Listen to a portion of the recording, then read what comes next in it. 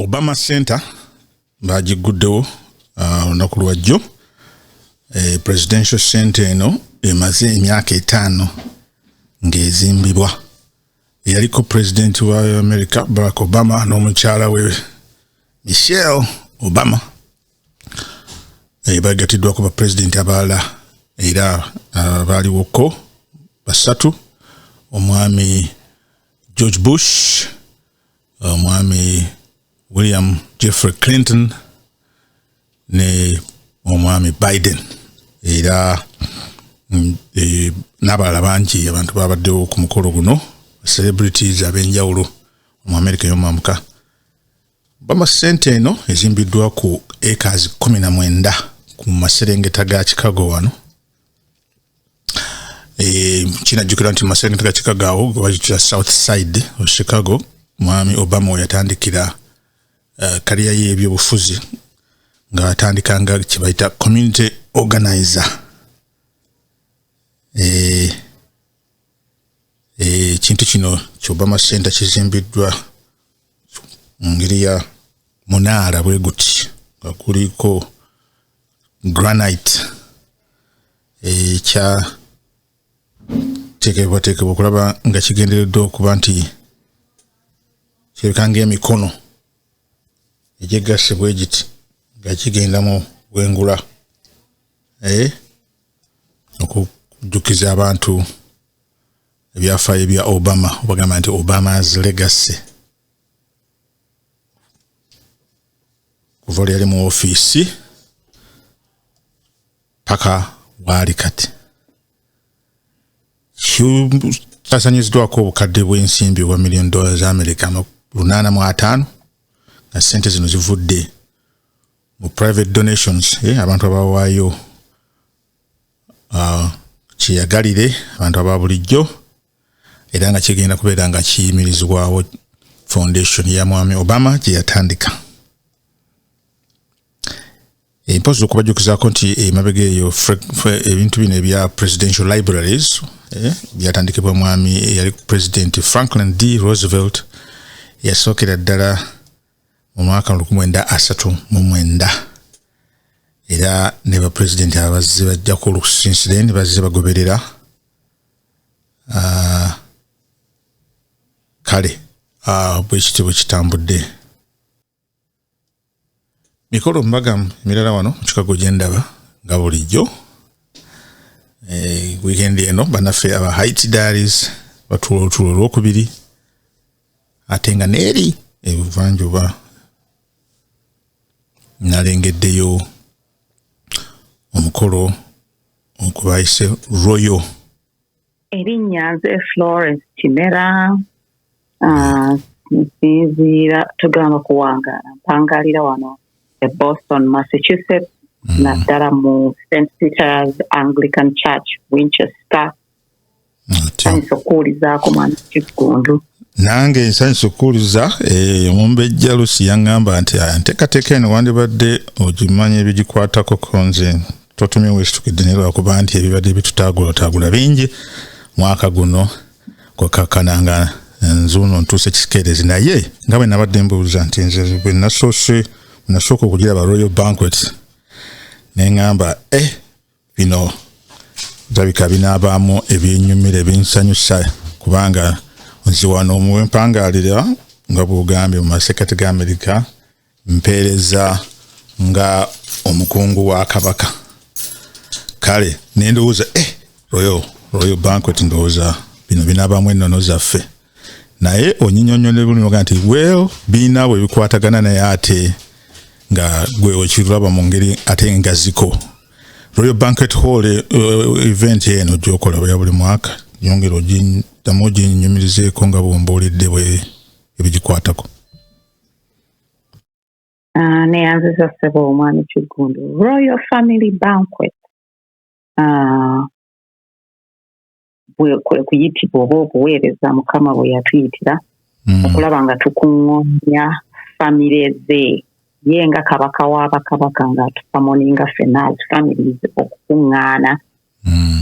Era ekigambo royalty nga bw'ogambye nti gwe ng'omusajja Omuganda kikwanguyira okutegeera nti bino byaffe bya Bwakabaka bibalangira ejja abalina Kabaka. Ekyamazima ebintu bino ebyensi bituyamba nnyo okutegeera ebintu ebyeggulu. Kaakano ngaffe nange ndi Muganda ssebo era neddira mu ssuubi. Kati ffe nga Abaganda tulina Kabaka, Ssaabasajja Kabaka, Muwenda Mutebi. Era bwe twogera ku Bwakabaka n'omutunuulira butunuzi n'olaba ekitiibwa, n'olaba obuyinza, n'olaba amaanyi, n'olaba omukwano, n'olaba afuga alina ebbendobendo ly'Obwakabaka bwe mwafugira. Kaakati ekyo kitwanguyira okutegeera nti waliyo ate Kabaka ow'omuggulu era eyateekawo ne Kabaka ono. Naye tutunuulira nnyo omulamwa gwaffe guva mu Peetere, ebbaluwa ya Peetere esooka essula ey'okubiri olunyiriri olw'omwenda. Kankyogere mu Luzungu kuba that's how it has quickly come to my mind that we are a royal priesthood. It's not just in the literal meaning, but in the spiritual meaning, bringing out more living as members of God's family. Kutambulamu dignity. Tutunulidde Kabaka waffe ono ow'ensi alina dignity, alina ekitiibwa, alina amaanyi, alina authority. Naye naffe abaana ba Katonda tuyinza okuba tetuli bakabaka bansi in the perspective of Kabaka waffe, naye tuli mu Bwakabaka bwa Katonda obwo nga tutambula nga families mu maanyi, mu kitiibwa, mu buvunaanyizibwa, nga kwegamba family ogiraba nga ya kitiibwa era ng'etuukiriza ebigusuubirwamu. Ate ffe abakristaayo oba abakkiriza tuliwo kufugira mu Bwakabaka obwo, ate era tuli busikira, ate era n'okulaba ng'abaana baffe nabo batambulira mu kitiibwa ekyo. Nga bonna etife abaddugavu ebiseera ebisinga buli wamu tugenda twetunuuliranga ba secondary citizens. Naye ate bw'otunuulira bannaffe abalanja endala buli webeera buli yeeraba nga ye Kabaka wa kitundu ayingirawo ng'atambula yenna bw'atyo omuzungu gamba ensi yonna ye. Ne twerowoza nti tuliwo kuvunnama era buli bwe tubeera tuba tuvunnamye. Ne bw'obasanga e Uganda tulabanga bakatonda bo concept eyo bagimanyi. Baamaanyi, ba kitiibwa, ba buyinza, baliwo kufuga. Nze mwami Kiggundu oli mu Amerika muno, naye bwe wali tonnajja mu Amerika olabanga kifaananyi, olaba obuyinza, olabanga batambulira mu kitiibwa. Kugambye mu kyensi yonna yaayaana kugira mu Amerika kubanga be projecting bwe batyo.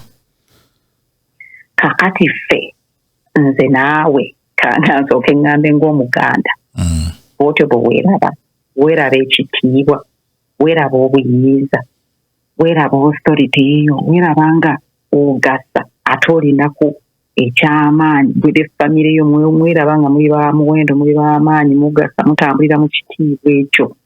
Kwegamba z'ensonga ezo, more of those concepts of values, the concepts, naye nga tutunuulira abali mu Bwakabaka obw'omuggulu.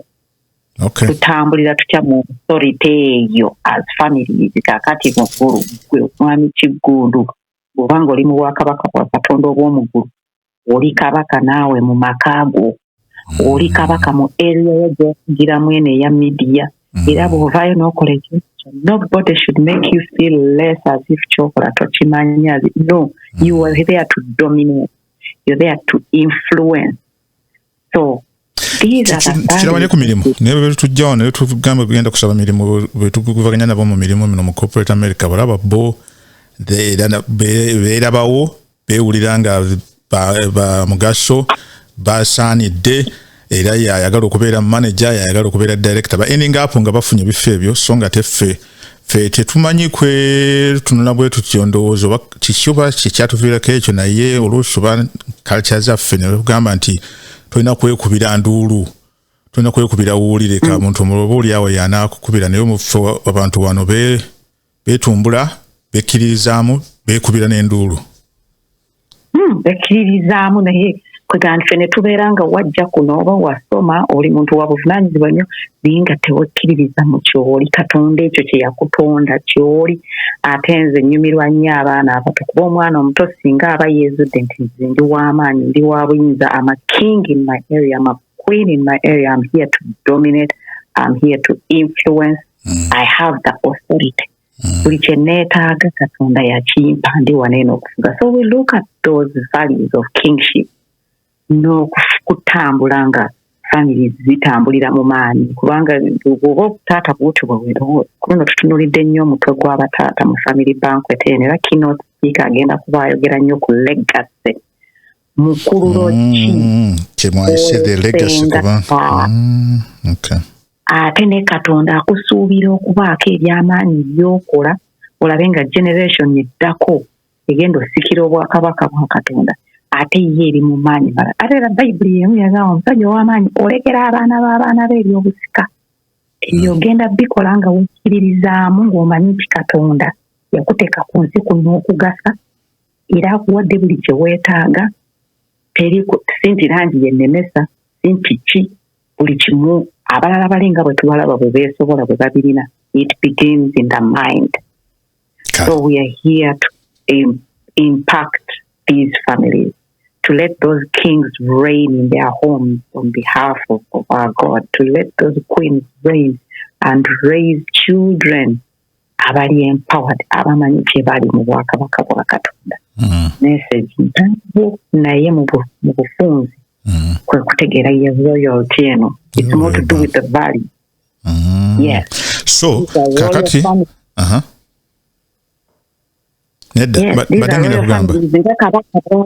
kabaka omanyi bw'ayita abantu nti mujja mukiike netukiika kakati tukiika mu maaso ga Katonda buli omu n'ekika kye ku lunaku luno.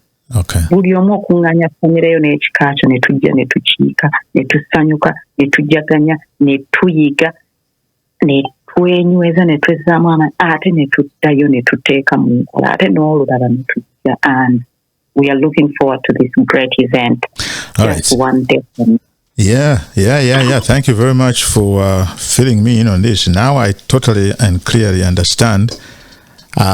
It's this Sunday, the 21st, abiri mulumu nakulutukidde ddala efulaya yagambye saawa 10 saawa 10 ku Father's Day kwennyini ennaku lw'abataata. Okay, all right. Ekifo kiri wali mu Pleasant Street, Watertown. Abali okumpi awo bamanyiwo ndowooza bulungi. Sons of Italy, Watertown. Ekyo nkiwulirako nnyo mu mukolera y'emikolo eyo. Yes, sir. Nkiwulira nnyo nga bakiranga. Okay. Kale, nyabo webale nnyo ndowooza ekyo kijja kutumala kale abantu katubategeeza accordingly. Webale nnyo webale ddala obuweereza. Bonna bannamusiza abali awo. Neyanza nnyo ssebo nange mwami Kigundo okuwulizaako ate weebale nnyo omulimu ogwo gw'okola genda maaso ssebo okugasa ffenna abawulira obuweereza buno. Thank you so much. Thank you. Kale songa ate wano era mu Chicago ndabawo emikolo mbaga mu weekend eno ku Sunday kwe kuliko naffe aba Uganda Catholic community in Chicago nabo bakutegeezera bakujjukiza nti Mother's Day weekend eno era ndabye n'ekiwandiiko wano kya Ssabakristu kyafulumiza ng'agamba nti dear members, greetings in Christ, abalamuzaako mu Yesu Kristu nti olw'entebereza y'obudde erabika ng'egenda kubeeramu enkuba n'ekinnyika ggobe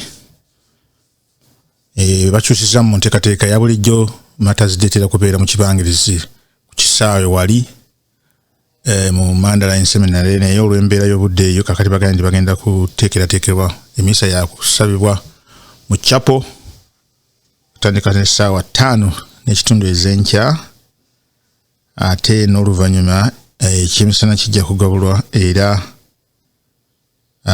munda awo kumpimpi mu kisenge mu hall. Kale ekyo mukyetegereze mujje oba oliawo n'eminvuuli tomanya kubanga enkuba erabika nga egenda kutonnya kuno so bw'atyo bw'agambye omwami Makombi ate abakkiriza abagambye nti mukeereeko kwate obudde nsobole okwetaba mu misa ate n'ekyemisa n'ekinaddirira. kale byebyo mbeere bulungi.